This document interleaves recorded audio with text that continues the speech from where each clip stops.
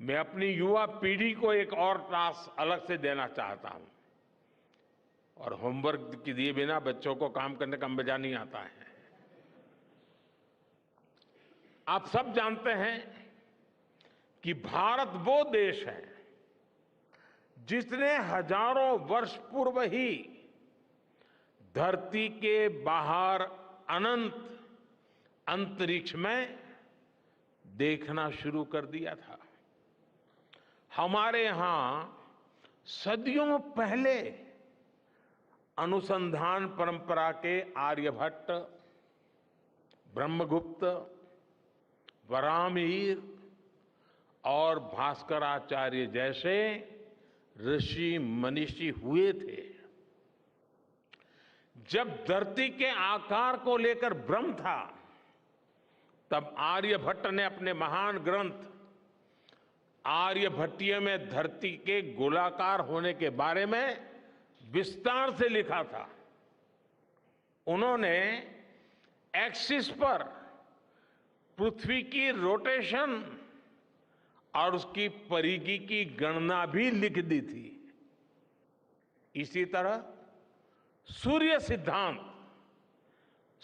सिद्धांत जैसे ग्रंथों में भी कहा गया है, सर्वत्रैव महिगोले, सर्वत्रैव महिगोले स्वस्थानम उपरि स्थितम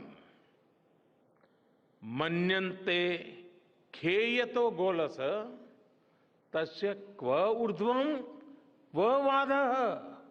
अर्थात पृथ्वी पर कुछ लोग अपनी जगह को सबसे ऊपर मानते हैं, लेकिन ये गोलाकार पृथ्वी तो आकाश में स्थित है। उसमें ऊपर और नीचे क्या हो सकता है, ये उस समय लिखा गया था। ये तो मैंने सिर्फ एक श्लोक बताया है। ऐसी अनगिनत रचनाएं हमारे पूर्वजों ने लिखी हुई है। सूर्य, चंद्रमा और पृथ्वी के एक दूसरे के बीच में आने से ग्रहण की जानकारी हमारे कितने ही ग्रंथों में लिखी हुई पाई जाती है। पृथ्वी के अलावा अन्य ग्रहों के आकार की गणनाएं, उनके मूवमेंट से जुड़ी जानकारी भी हमारे प्राचीन ग्रंथों में मिलती है।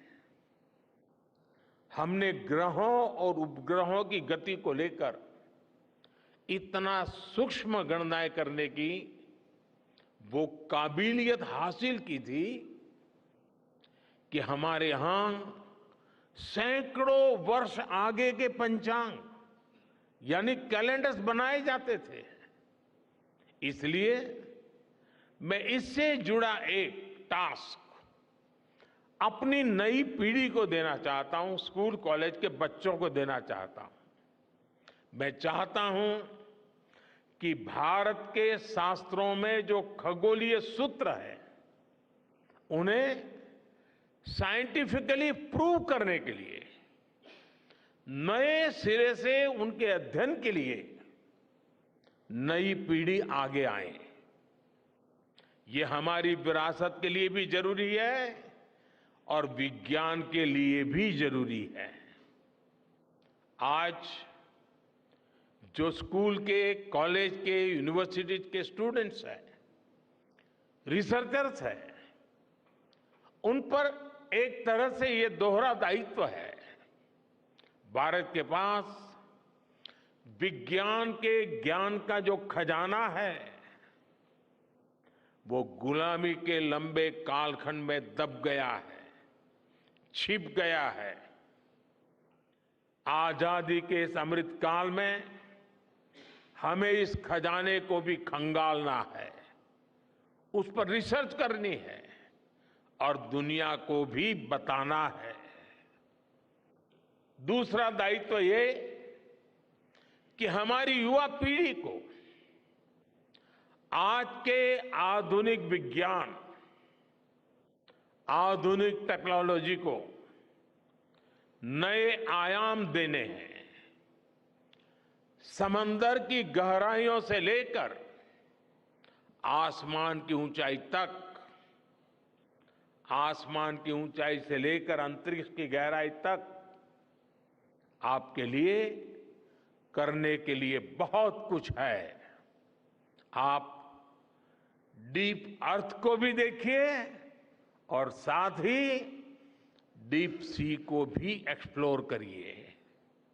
आप नेक्स्ट जनरेशन कंप्यूटर बनाइए और साथ ही जेनेटिक इंजीनियरिंग में भी अपना सिक्का जमाइए।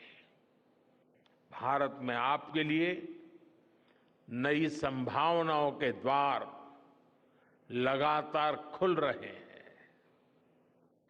21वीं सदी के इस कालखंड में जो देश साइंस और टेक्नोलॉजी में बढ़त बना ले जाएगा, वो देश सबसे आगे बढ़ जाएगा।